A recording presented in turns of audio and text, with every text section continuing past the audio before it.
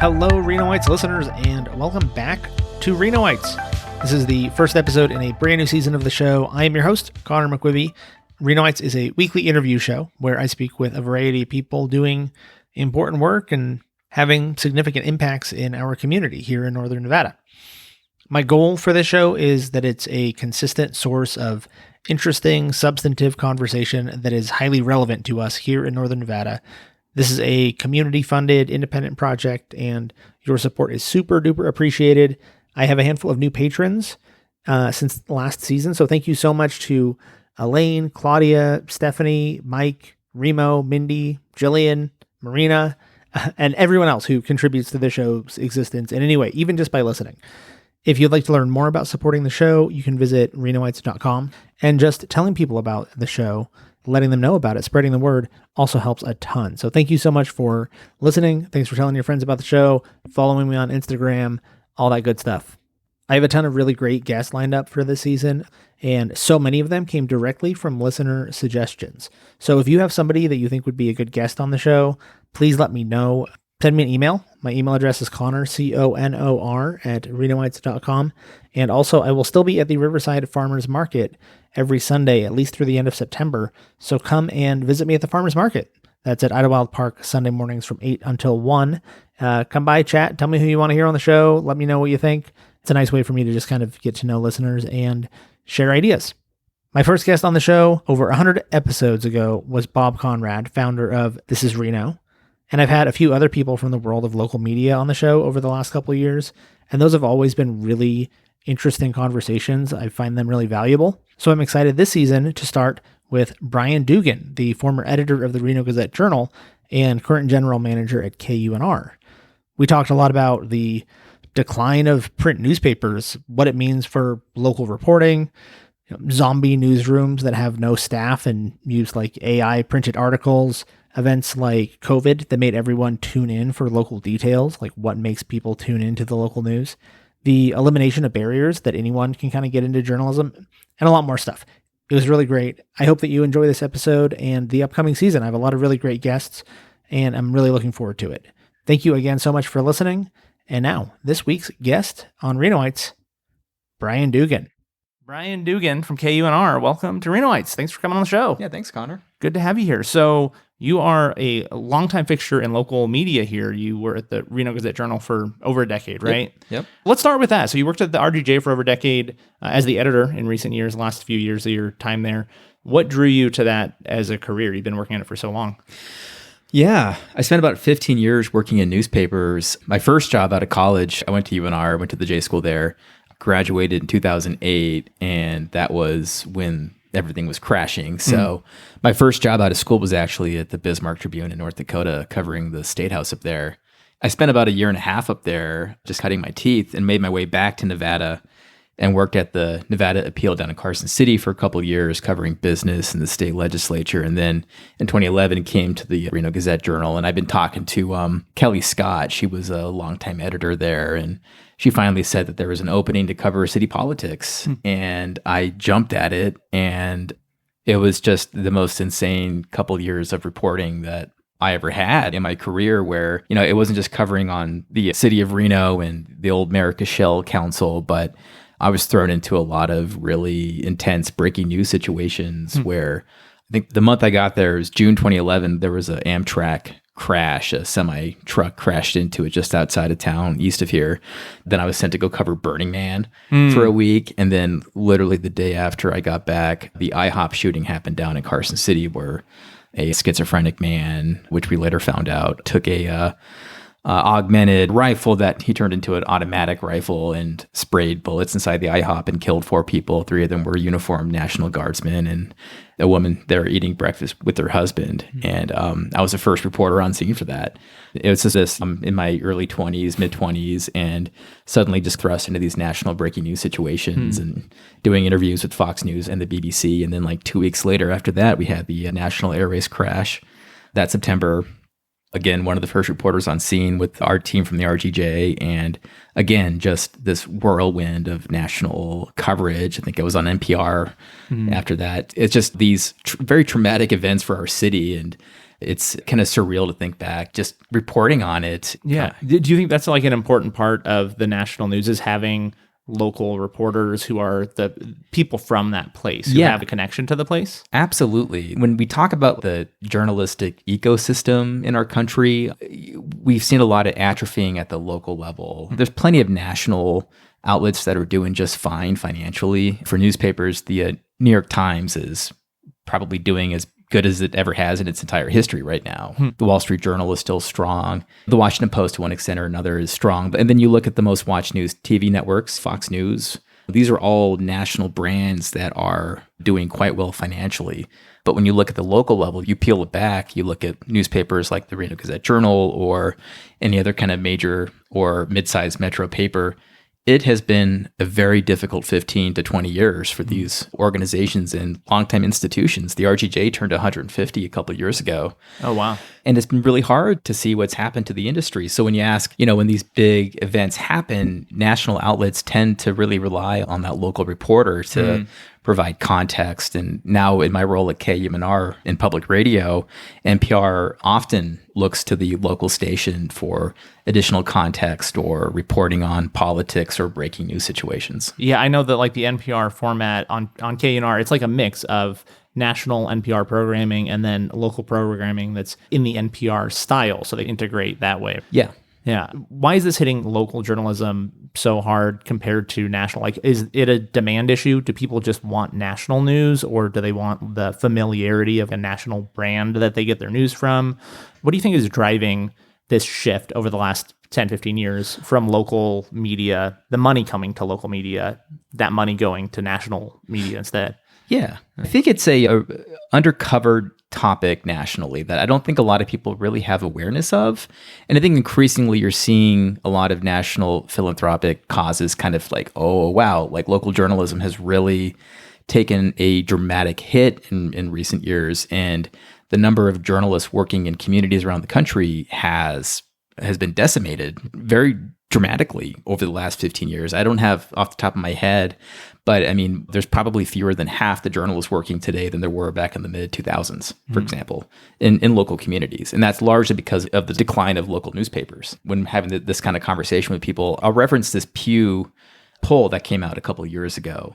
And it asked people, do you think your local newspaper is doing well financially? And over 70% of the respondents thought yes. The answer is yes.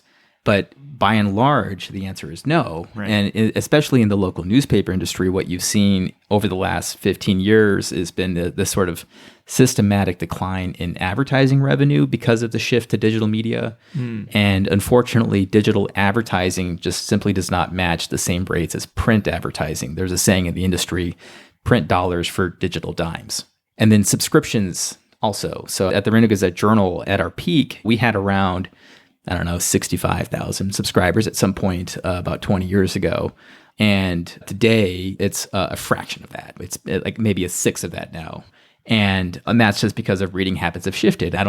When's the last time you picked up an actual print newspaper? And been a while. It's yeah. And the last time I did was at my folks' house because they're the key demographic for the print readership. Yeah. And so unfortunately, digital subs, people who are mostly reading content on their iPad or on their mobile device, there's just a lot of churn in the industry. So it's very easy to start a subscription for very low and then it's easy to get out of it when the price goes up. So I think we all have that mentality. And if you look at print subscribers here in Reno, and this is probably relatively true across most markets, print subscribers are spending anywhere from $50 to $100 a month, depending on where they are in the market. And I think the average digital sub maybe like brings in $5 to $10 a month. Just kind of look at it in the broader aggregate. Over time, this has just really affected the newspaper industry in particular. All that said, local newspapers used to have a monopoly. If you wanted to advertise in this town, you had to go to the local paper, or if you wanted to sell your bike or whatever, you had to go take out a classified in the paper. Of course, that economy and that market is now dead. Right. A lot of people would say for good too. It's better that there's been more competition for advertising that started with Craigslist and then Facebook Marketplace or whatever. Even like the advent of podcasting and all these different fragmented media, it's meant really good things for democracy too, because there's more voices, there's a lower bar of entry to get into publishing and reaching an audience, exactly what you're doing. Yeah. And that's really cool. And the problem with the kind of the old legacy media is the economics just stopped working at the local scale. So the New York Times can make it work because they're international in scale. And there's been some really interesting think pieces and podcasts about how has the New York Times done so well. They're not really a newspaper company anymore. They're a technology company.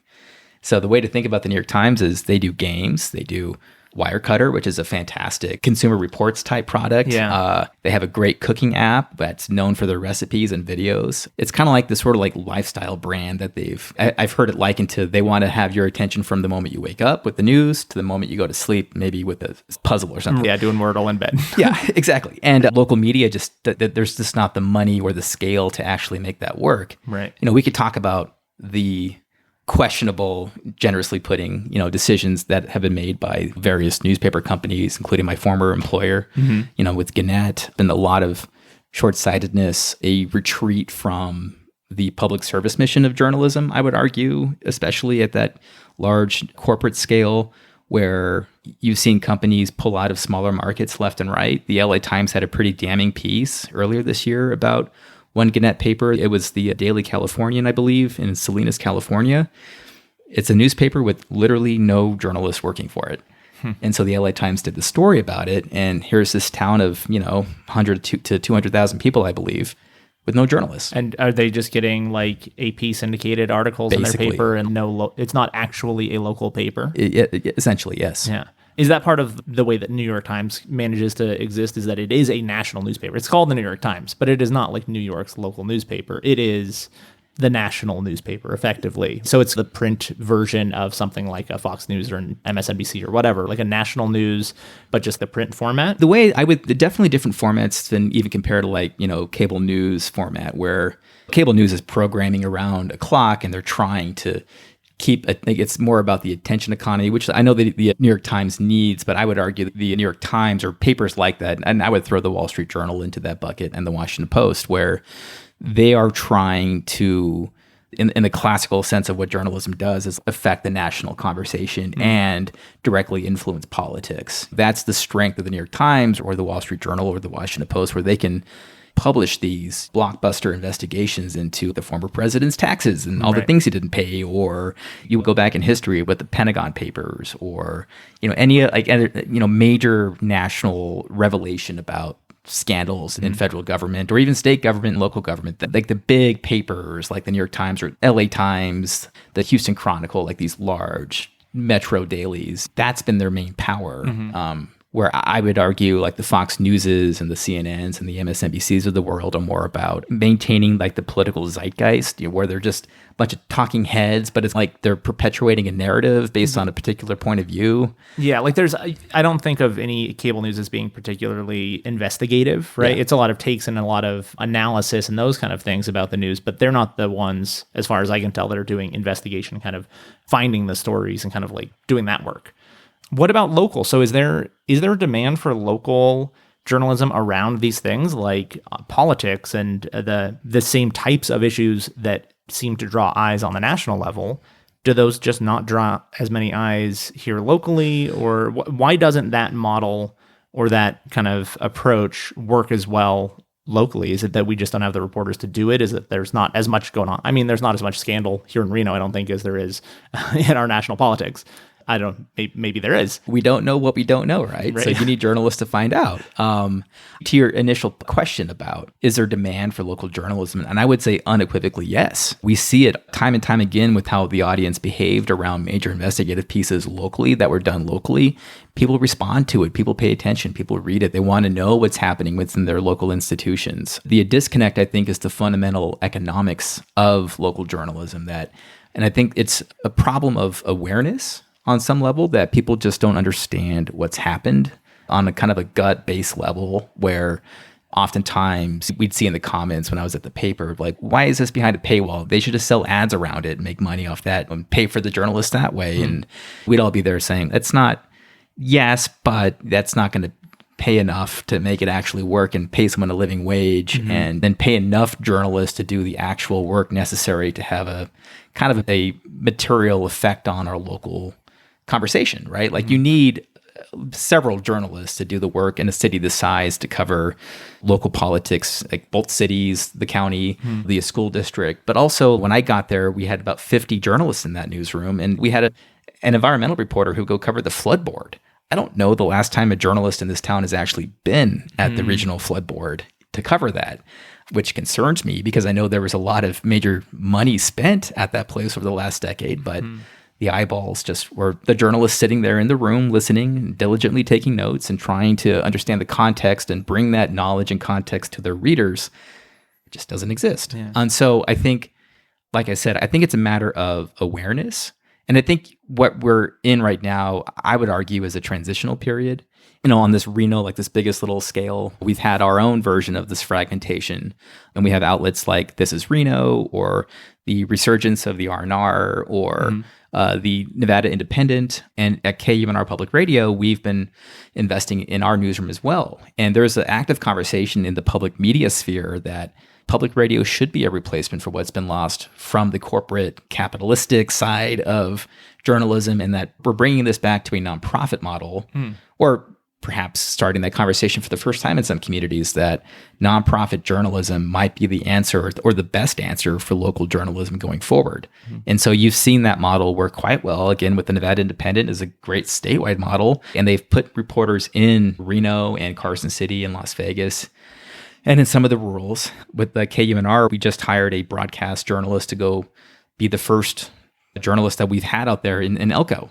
And she'll be starting this fall. And that's through, because we're a nonprofit, we're affiliated with the university system, we're able to use grant money and other means of fundraising that a traditional kind of for-profit journalistic outlet couldn't do. I think there's a lot of promise with this. It's just a matter of, again, spreading awareness of the problem and the need for people to support journalism as a local institution and cause. Yeah. You mentioned earlier the easier entry into journalism, right? Like with digital, anyone can start a podcast, anyone can start a blog, and that's relatively new. Like you said, it used to be kind of a monopoly, and now there are very few barriers. But then there's also no quality control on those things too. Do you see any kind of challenge with that, of when you open the gates entirely to whoever wants to call themselves a reporter can be out there? So we also have local, call it media or whatever you want to, that is, I would say, not necessarily reliable or helpful or good for the local discourse. What about that? Is there a problem with when you start to diversify and break these newsrooms into a million different entities, that you open the door to bad actors here on the local scale? I mean, no. I guess like the short answer is no. I don't think it's a bad thing. The long answer would be, like, what you're doing with your podcast is a form of journalism. And I don't believe you went to J school, but you're certainly conducting an active journalism by conducting an interview with people of, with the various perspectives around this town, and you're providing a service for people. So no, I don't think it's a bad thing. And to your point about, well, when it gets so fragmented and the barn doors are open for anyone to do it despite their ability to even publish things that are based in reality, we can go down that rabbit hole. But I think if you look at the history of journalism in this country, the last 50 years of like the big newspaper, the successful money-making local newspaper type model, where the old publisher of the RGJ, when he was still the Reno Evening Gazette and the Nevada State Journal, he would joke that like they had like a 50% profit margin back in the 70s. And he'd tell me that, and I'd be like, wow, like that is fascinating. That does not exist anymore.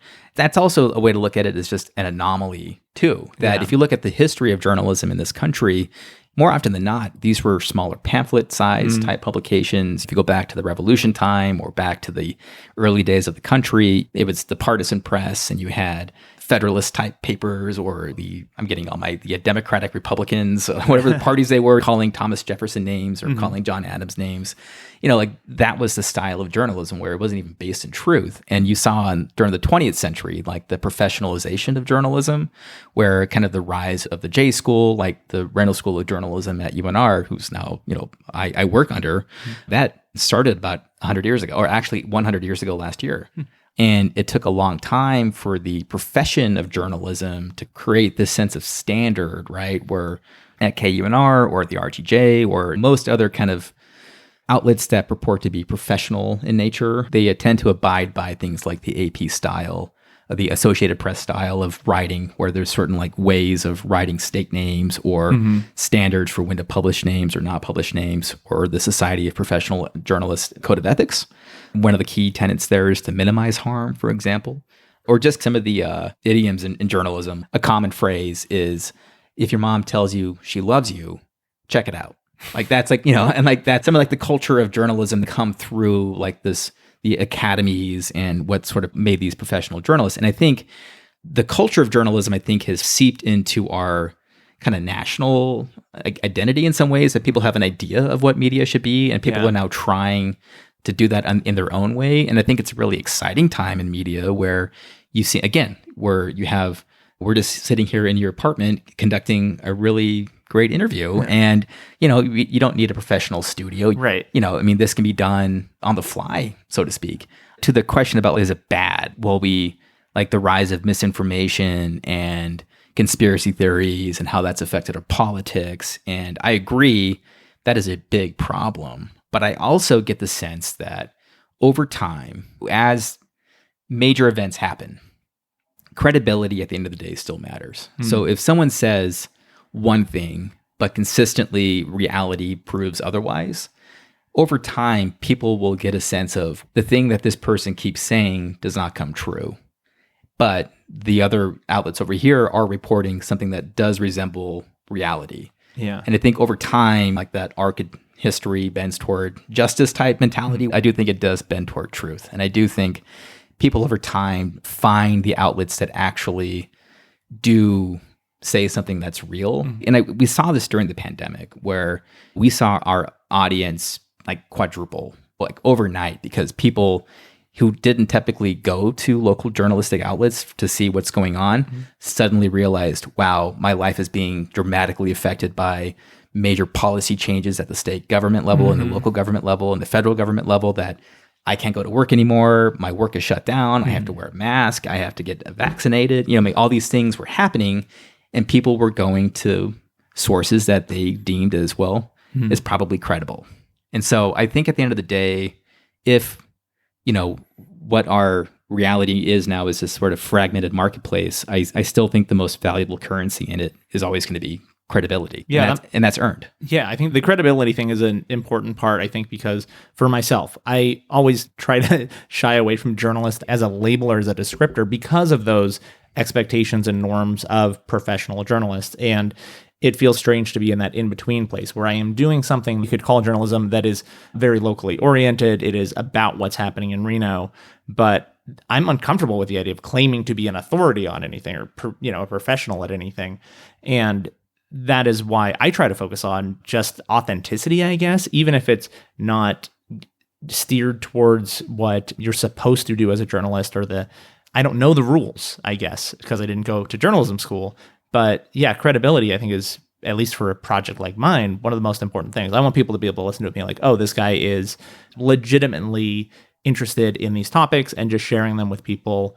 And there's not a spin or an agenda to it, I guess. And I think that's another part of the media that can be frustrating to people, is this difference between reporting of the news and opinion and political agenda stuff. And our news has become so politically driven and polarized. Did you see that happen over the time at the RGJ too? Like, how does that shift from news to opinion, which we saw hugely in television, right? Like that complete change in television news that way. Did you see that in the newspaper too? And did that kind of affect, you think, how newspapers have gone?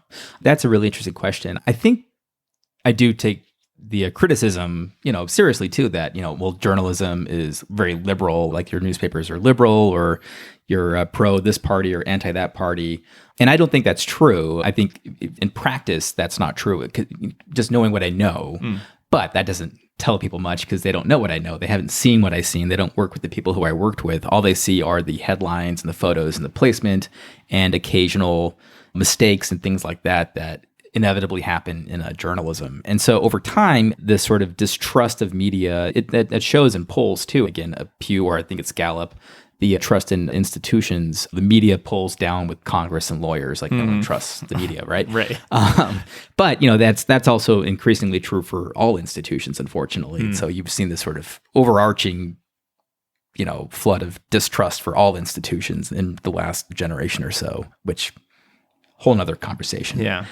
But as far as like bias or objectivity or how people perceive what we did at the RGJ, for example, I think the force that had the most impact on our practice as journalists over time was the shift toward the thinking of the digital audience as something that could be both measured and then manipulated. And I think that has done more to affect how journalism operates today than anything else. It's not so much a political agenda as it is a concerted effort in the interest of building audience and then a financial gain. Yeah. Is it just like the optimization is the thing where instead of focusing on the quality of the thing, you start looking at the numbers and you're like, okay, this is what works. So we're leaning into that, whether it's good or not. I think quality still matters in that argument. And I still think it's true that people recognize good journalism versus like clickbait. I think people inherently know like when something has been well reported or it's well written. But I certainly think as an industry, journalism has shifted toward this idea that we need to really understand the audience and then try to do journalism in a way that will maximize said audience. I don't think that was always the best way of doing things, and it resulted in some very less than stellar stories that I know we did at the RGJ. I have a former colleague who will go unnamed, but we've laughed and joked about it in the years since about we had to do a series of listicles at the RGJ because it came down from on high that we needed to boost the page views because we weren't going to hit goal. And so we like, okay, we'll do some listicles because people love listicles, meaning like the top, like the 5 most whatever. Yeah. And as a protest, my colleague did the top 5 STDs circulating in Washoe County, and he was funny. And ironically, it actually did pretty well with the audience. But that's not like the kind of journalism that you want to do. Like the stuff that we really strived for, and the stuff that I'm most proud of, are in-depth investigations into the surge of inmate deaths at the Washoe County Jail, or who was using the most water in this town during a really severe drought in 2015. And it's these stories that people still talk about.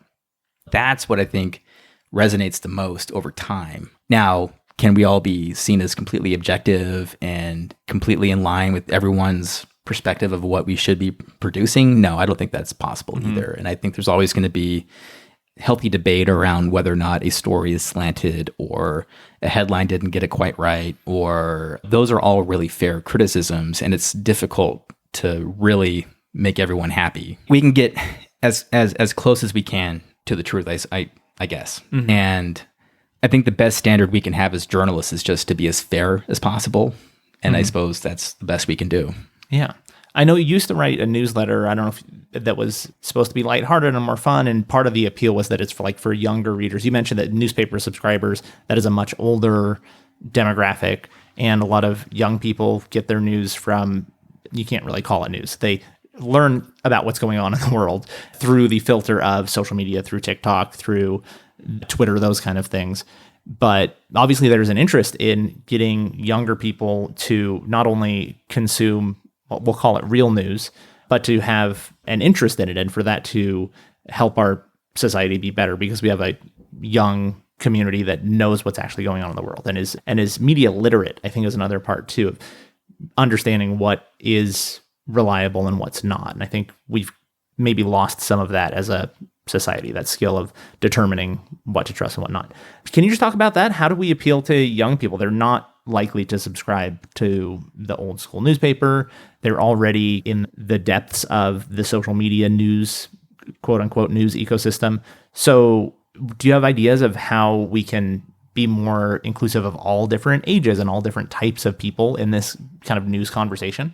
Yeah, no, I think that's a great question. And this is the age-old conversation in any kind of media, especially journalism, is how do you get the kids to pay attention, right?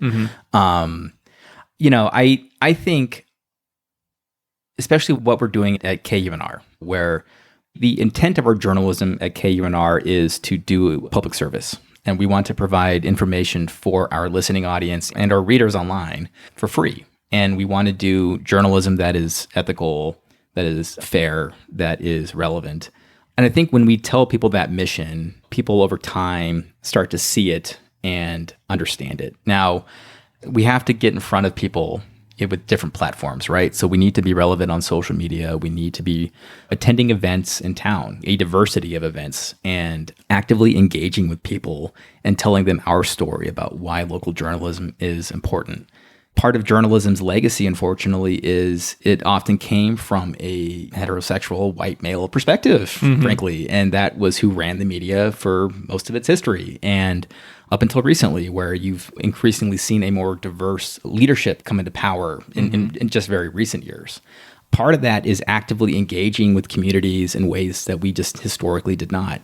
And for us here in Reno at KUNR, we are actively producing more bilingual journalism. Half of our newsroom is bilingual in Spanish. We intend to start doing a Spanish language only broadcast later this year on air. That's never happened before. We want to try to reach a more diverse audience through what we're capable of publishing and airing and broadcasting and writing. We have a WhatsApp newsletter called Tu Voz that we send out directly to people's phones. It has all of our headlines and links, and it's all done in Spanish. And it's meant to be, again, a public service for a audience that just frankly has been underserved. We used to have a couple of Spanish language newspapers in this town, and really the Spanish language coverage has just declined over time because it's also faced similar market pressures. We're trying to bring some of that back. The same can be said, though, for rural coverage, too. I mean, we've seen a lot of newspapers in Nevada, but around the country close because of the economics of newspapers. We've seen some green shoots in that area. In Fallon, there's a local paper out there that's doing quite well. I forget the publisher's name right now off the top of my head, but she is doing some really great work because it's an intensely local product. We're trying to bring back reporting in Elko. That's seen the decline of the Elko Daily Free Press out there, unfortunately. We're trying to bring back some journalistic heft out there. And this is all being done through like a variety of funding sources, grants, fundraising. It's going to take a big ecosystem of support here to make this happen.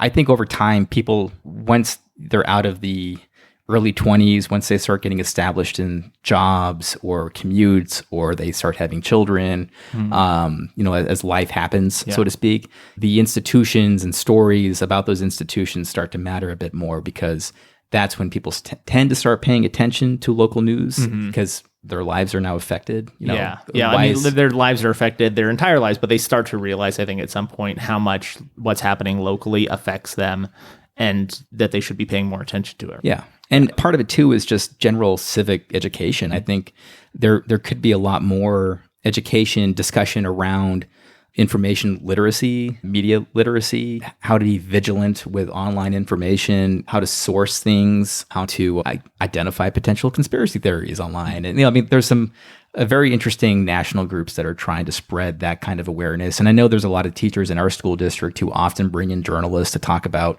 this very topic. And I don't think there's a systematic approach to that yet, but I think increasingly there's an awareness that, we probably need to have a deeper conversation about the media, which is not just the newspapers and big fancy TV stations, but every single blog and social media account out there is part of this monolithic media that everyone's now consuming. It's encouraging to hear you say that about the Fallon newspaper doing well, because it is so highly localized, because that's one of the things that I'm trying to do with this project with Renoites, is have a highly local interview show, because that was one thing that I really enjoy, is like the hour-long interview format, and that does not exist very much in the local markets, as far as I can tell. Depending on the city size, maybe there are. I know that CityCast in Las Vegas is also moving into, and not just in Las Vegas, CityCast has several cities around the country. They use the same format, and it's a daily news show that is specific to the area. So the local is the focus.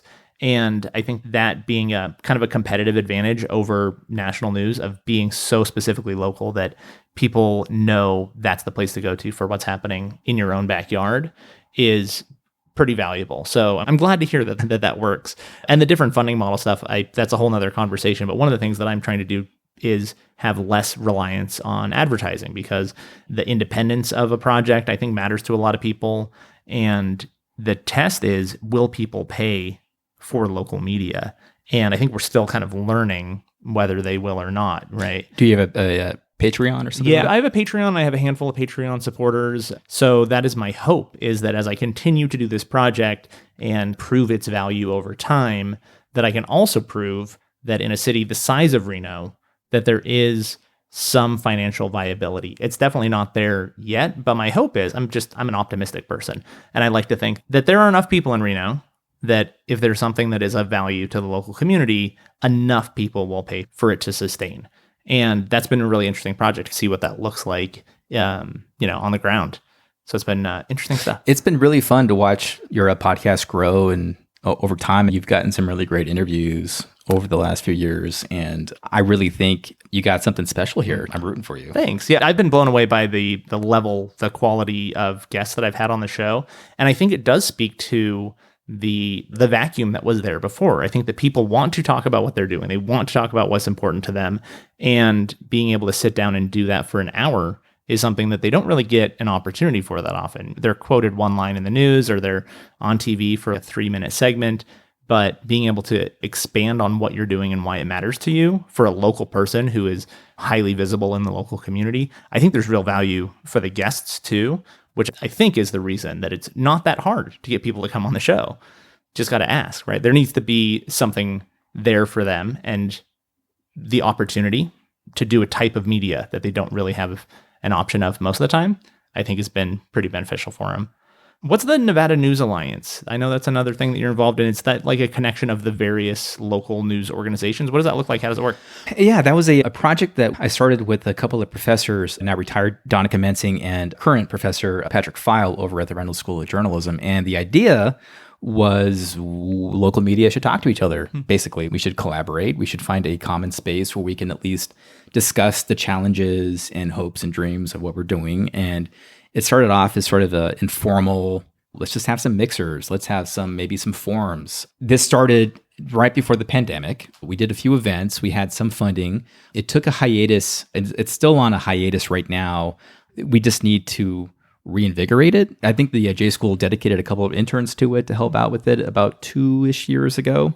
And we had some really good events around conversations about local media.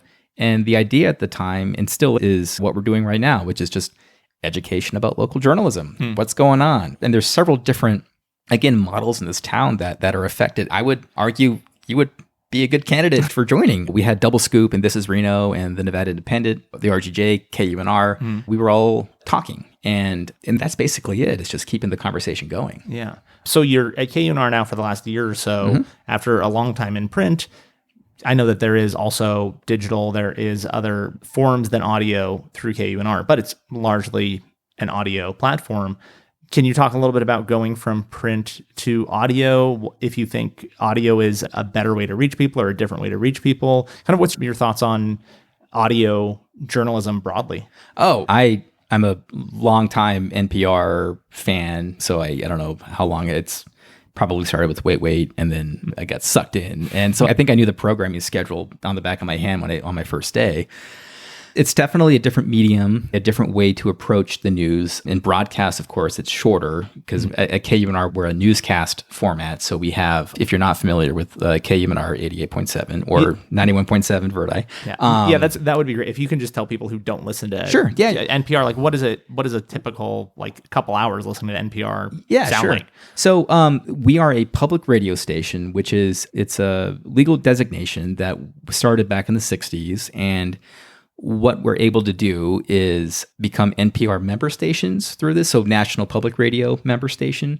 We fundraise is a key tenet of public radio. So the most of our support, and more than half, comes from members or our donors. So this is our listeners, basically. And we have a few thousand of them who give to us very generously every year, sometimes monthly, to help sustain us. Then we get sponsorships from businesses or grants. And we have, since we are a university licensee, so KUNR started 60 years ago this October on the campus of UNR. It was an educational mission at the time, so that when the Public Radio Act started back in the 60s, eventually KUNR fell into this. We became an NPR member station in 1981. National Public Radio programming is things like Morning Edition, All Things Considered, or Fresh Air. Other distributors are like American Public Media, which does Marketplace. We get The Daily from the New York Times. We run that at 6:30 p.m. on weekdays. Lighter shows like Wait, Wait, Don't Tell Me, which is kind of a humorous news quiz show that runs on the weekends in the morning. There's just a variety of these types of programming. We also have KNCJ, which is classical music and jazz music, and we also have KNCC out in Elko. So we have 3 stations, and we reach people. We have ways of broadcasting our signal to people from Susanville, California, all the way through Reno and Carson City, all the way down to Bishop, California. So the Eastern Sierra, and then we go along the 80 corridor all the way out to Elko. And then we have a small signal down on the campus of UNLV, and it's on an HD channel, which is a sub-channel of KUNV down there in Las Vegas. But public radio is meant to be a public service. We're meant to provide news, information, cultural content, music, all for free. And it's meant to be done in this very professionalized manner so that we have standards and ethics in the way that we present this information. NPR is a well-known national news producer that has reporters around the country and the world. Some of their Steven Skeep and Michelle Martin. And I mean, like, there's tons of these big names that have been producing news for years and years that we get to broadcast here in Reno. And so KUNR, we, again, depend on the generosity, really, of our local community to keep this signal going. We're about a $2 million a year outfit. We have 16 full-time employees and several other part-timers. And this is a group of people who are dedicated to the mission of public service journalism. And so for me, going from print to radio, I'm not really on the air. I'm in the background as the general manager, working on largely the administration of the station and fundraising or doing things like this and just telling our story publicly. So we have a really great team of people who, some names like Dana O'Connor, she's been there about 25 years, and she's currently our All Things Considered host. So that means that's our afternoon newscast from 3:30 to 6:30 or 6 p.m. for All Things Considered. So she'll break in at the top of the hour and at the bottom of the hour with newscasts. And so that's where our team of 5 local reporters are producing things like features or shorter news hits. We have people like Lucia Starbuck, who does politics for us. We have Caleb Radel, who does more environmental work for us. We have Maria Palma, who does our Latino and tribal coverage for us. So we have this kind of smattering of reporters who are producing these audio spots that we run throughout the day. And again, all thanks to the generosity of our community for the last 60 years. Yeah, for audio in particular, I think that people get their media in different ways. And I really appreciate, the reason I do a podcast is I like to be able to do other things while I'm listening to the news. That's why I think that's why broadcast radio in cars has been such a foundational part of where we get our news. Less so now that we all have Spotify and music and all of that. But yeah, just audio as a way of getting the news, I think also has a different feel to it because you have a person's voice. You have, instead of just quoting a person in the paper and reading their words, you're hearing them actually say things for themselves. Do you think that audio, whether it's broadcast or podcast, whatever, has some benefits in that it's maybe a little more human, more genuine than anything you can get from print? Yeah, I think it's definitely a medium where you have a more personalized relationship with the story. We have something called driveway moments in public radio where there'll be a story that is audio rich and you hear the environment, you have a really compelling story, but you can also hear the person's inflection, like the way that they tell the story. You don't get that in print. You can read a really great story and be moved by it, but there's a different effect of hearing someone's voice, hearing someone recount a compelling story. I mean, the Daily on Monday, they had an interview with one of the survivors from Maui, and it was just about 30 minutes of him just walking through his day that turned into a hellscape and how he survived. And it's the most compelling audio that you just can't peel yourself away from it because it's just so gripping. Mm-hmm. And I think audio does have that quality to it that you don't get from reading the printed word. I will always be an ink-stained wretch, right? I will always, probably identify as a writer for the rest of my life, but I really love the broadcast medium. Our team here at KUNR, they're often spending a lot of time trying to get ambi, like the natural sound of a story. We had a feature this morning from Lucia Starbuck again. She did a story about the roller derby team down in Carson City. Oh. And if you listen to that story, she starts off with just the environmental sounds of what a roller derby team sounds like. The screeching wheels and the brakes, the people getting hit and kind of rustling around each other. That kind of sound you can't get in any other kind of medium because it is this kind of intimate, it's in your mind, right? It's not like TV either, where of course that's very visual forward. With audio, again, like you could be preparing dinner or getting ready in the morning or just driving your car and be taking in a story and be able to just kind of live there in your mind. And I think that's why a lot of people really appreciate the podcast format or, again, radio format, where it's in your home, but it doesn't feel too intrusive too. But it's also something that is compelling, and that's why I personally enjoy it. What are you hoping to do at KUNR? So you've been there for about a year. Are there plans, changes? What do you want your fingerprints to look like on it? It's been a year of rebuilding. We had to get things up and running again. The pandemic was tough on everyone. So we brought in some new hires. So we have a new news editor with Vicky Adame. We brought in a new morning edition host with Mark Garber. We filled out our news team, and we filled out our business side of the operation. So we have a team of people who are working on fundraising, on grant management, on underwriting.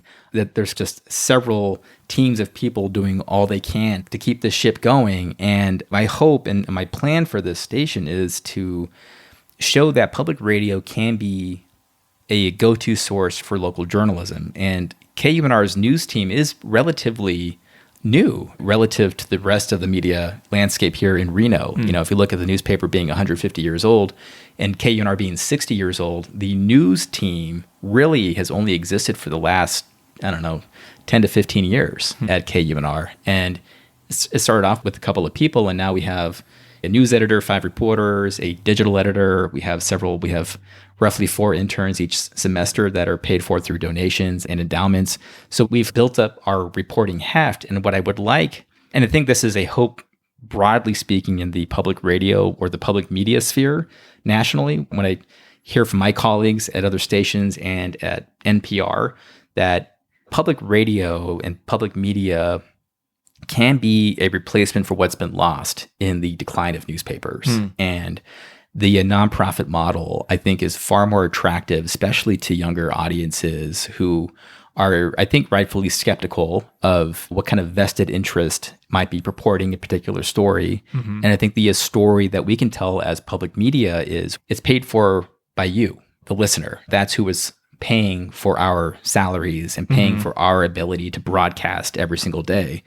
And so I think it's telling that story and trying to spread the word that there can be a future for local journalism, and there can be a very bright one that is based in public service and not based in the rush to maximize or optimize audience, that it can be done in a more humanistic and public service mindset that, frankly, I think is far more refreshing than many of the problems and challenges I had to face in my previous life as a print journalist. So, yeah, you mentioned Lucia Starbuck, and I know she just did a Purple Politics, and that was a podcast as well. And I'm always interested in this shift from having to be at the place to watch the thing. Broadcast TV, broadcast radio, you listen while it's on or you miss it.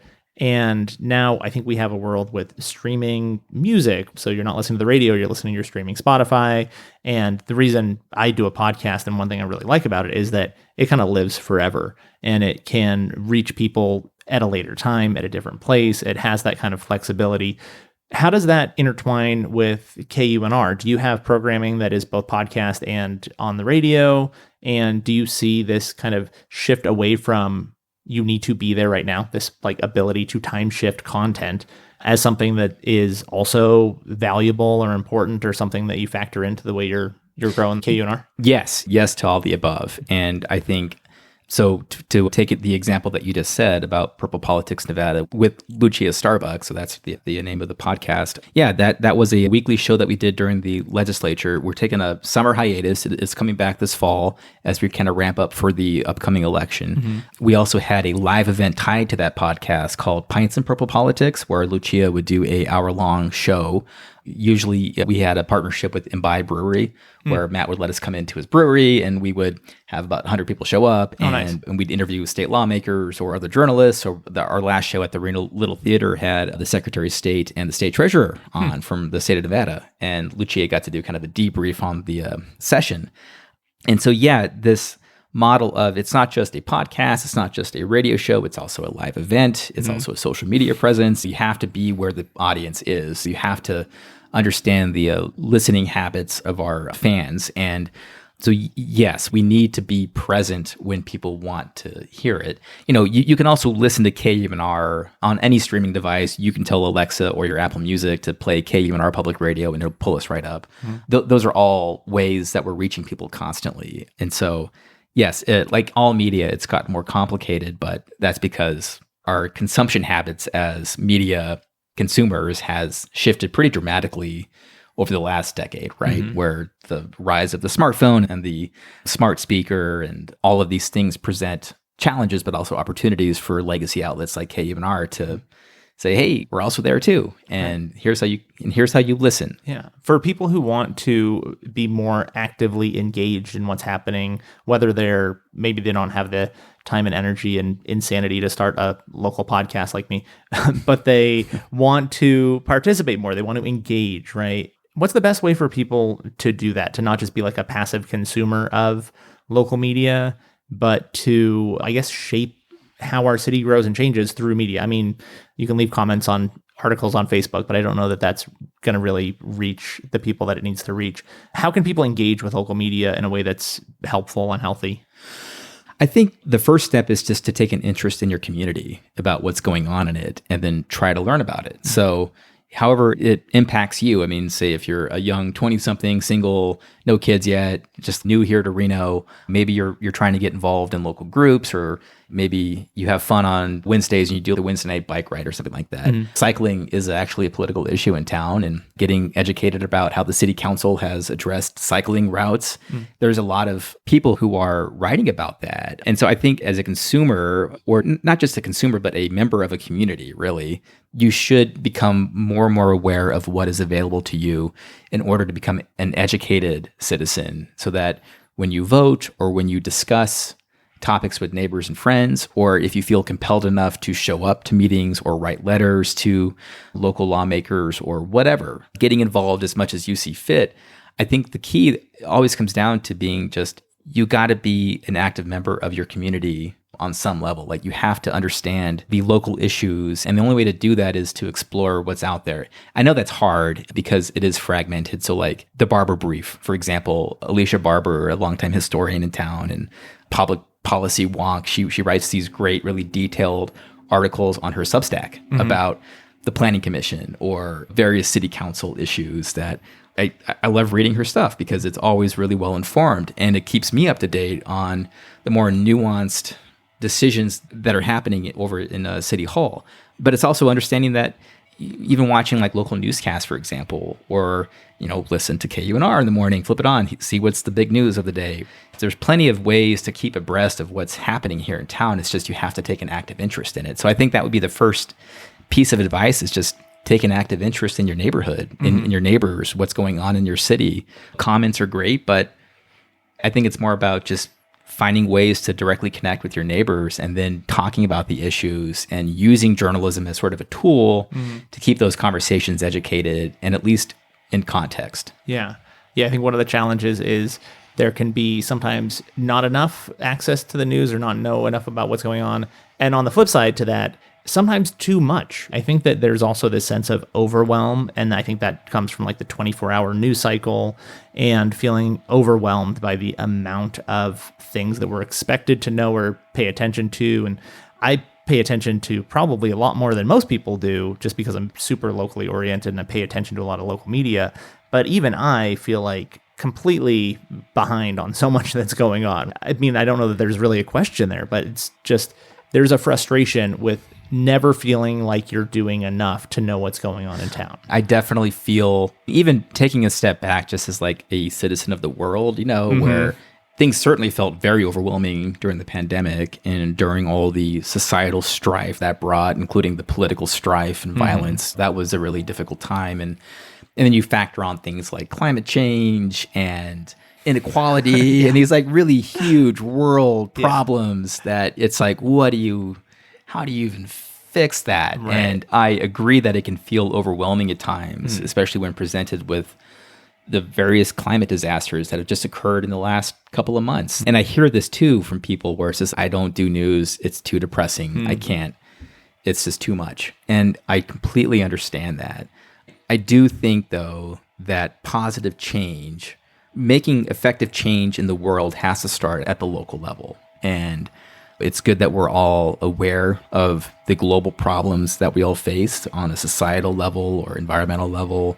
But those are problems that will only be fixed over time if we all understand how we can directly affect our own neck of the woods. And that requires us to be aware and vigilant and educated about what's going on just down the street at that city hall building or in their local park, or, eventually when people have families or whatever, like at their school or in the local business community, and what's actually happening with Midtown or closures down in South Reno, or why aren't there enough parks up in the North Valleys, for example. I mean, like, those are questions that I think are more like, that's where positive change can happen. Like I brought up that cycling route example, where would having a better cycling system in Reno do more for people's health? Would it help reduce emissions over time if it was a more efficient system? All this thing sort of adds up in the aggregate, but it requires people to take an active interest in what's happening in their backyard, not just in the global sense of things. Yeah. And so, I mean, I often say I got rid of Twitter, whatever, X now. I mean, it's just too, I mean, I'll do it for occasional, like to share news about the station or professional news or things like that. But it got so overwhelming to be inundated all the time with political rhetoric and negative news and things that you're just like, I don't know why I need to make this my problem right now. Yeah. Yeah, I would say that as a recommendation to people who feel overwhelmed by all of the news, the entire like global national level, is if you're going to be investing a lot of your time and energy and worrying about what's happening in the news, you can choose to invest that locally. And that gives you a good excuse to not have to pay as much attention to the thing. And I know we should be paying attention to as much as we can or whatever, but it is nice to be like, oh, I don't really pay that much attention to what's happening in this really heated national conversation right now because I'm more invested in what's happening locally. I think it's a justification for opting out of the daily discourse, to be able to say, oh, I'm opting out of that daily discourse because I'm more involved in what's happening locally. So that's my tip for people who feel overwhelmed by national news. Just turn that off and turn on the local news. You'll probably still be frustrated by a lot of stuff, but it's probably better impact there, and probably better for your mental health, I think, not to be inundated with all of the tragedies of the entire planet all of the time. I agree. Yeah. What did we miss? What else do you want people to know about KUNR, about local journalism, about your work here in town? I like I said, it's our 60th anniversary. This October, we'll have some events coming up that people can come check out if they'd like. We'll have Domenico Montanaro, he's NPR's political editor correspondent, in town on October 10th as part of our 60th anniversary celebration. So we'll have an event there at the Reno Little Theater that night. We're just continuing to do the good work that we can. Of course, we're always looking for financial support, for help, for donations, volunteers. We'll be at various events too. If you want to just come over and say hi, we'll be at the Milk and Honey Festival in September. We'll be at the Fiesta on Wells next month as well. We'll be at the Day of the Dead event at the end of October, and I'm probably missing a couple already. And we'll also have, I should also pitch, we'll have a salon on local journalism at Sundance Bookstore on California on October 25th.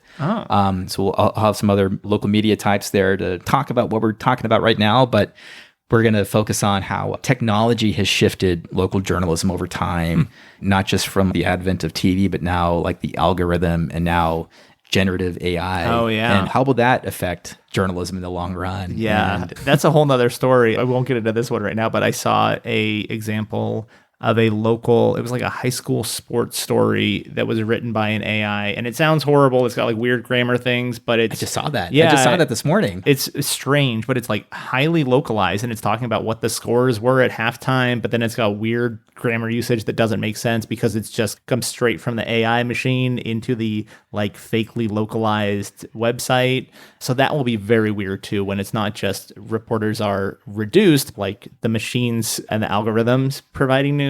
Very weird. Whole nother topic for that one. I think it's like an uncanny valley situation though. People will just recognize like the robot journalism is that's not quite human, and it freaks me out. Another benefit of voice, although AI can do that too now. I just heard a song. It was an AI generated song that it mixed. Oh, what was it? It was like Tupac and I forget the other artist, but it was a totally AI generated. The lyrics were written by someone, but I think he put it through this program that it made it sound like it was actually Tupac, and he was DMX and Tupac, both rappers who are no longer with us, and coming out with this new song that legitimately sounded like it. If you didn't tell me that, I mean, without knowing that, like, well, they've been dead for for some time, that sounds like that was actually recorded. Yeah. More weird stuff coming down the line for gonna be sure so in the weird, media man. world. Yeah. Awesome. Thank you for coming on the podcast. It's good to have you on the show. I've done a couple episodes related to local media. Bob Conrad from This Is Reno was actually the very first guest on Renoites. Oh, awesome. So it's fun now, over 100 episodes later, to come back for a whole nother episode about local media. Things have changed a little bit in the last few years, and it's nice to be able to have you on the show to talk about what's happening here in our media world. Well, Connor, thank you so much. I really appreciate the chat. I had fun. Thanks. Hey, listeners, thank you so much for tuning in to this week's episode of Renoites, and special thanks to my guest, Brian Duggan. If you enjoyed this episode or any other episodes of Renoites, or you just want to support the show in general, or you love local media, any reason, you don't even need a reason, let people know about the show. I've been working on the show a couple years, and it's really great having so many amazing guests. I've met so many new people. I meet new listeners all the time, but I also have found at the farmers market meeting so many people who have no idea that there's a local podcast at all about Reno. You can help me with that. Help spread the word about the show. Share episodes on social media. I think one of the best ways to learn about the show is when a friend recommends an episode. So share episodes on social media. I post on Facebook and Instagram when I have new episodes out. And I really appreciate your support. It really makes a huge difference. Listener support and word of mouth is basically essential for a podcast, especially one like this that's so locally oriented. So I appreciate your support. Thank you so much for listening. And that's all I've got for you this week. See you next week. We've got a whole new season on the way.